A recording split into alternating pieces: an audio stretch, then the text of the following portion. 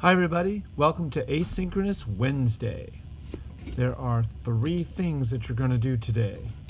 Number 1, collect your data by running your experiment.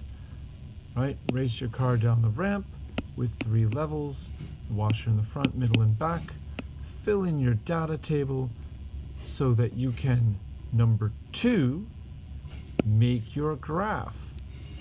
Include a title, labels on the axis with units, plot your points, plot all 3 titles in your graph, make it a scatter plot.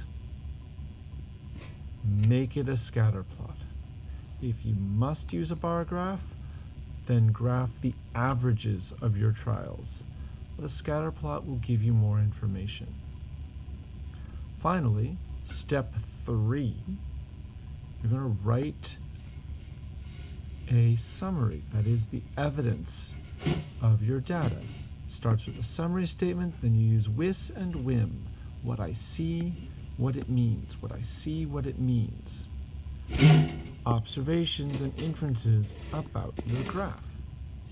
So that's 3 things, and conveniently, all of those go in slide 2 of your lab report. So when you finish the work today and you turn it in, you'll get feedback on it, and then you can use that feedback to make your slide 2 the best it can possibly be.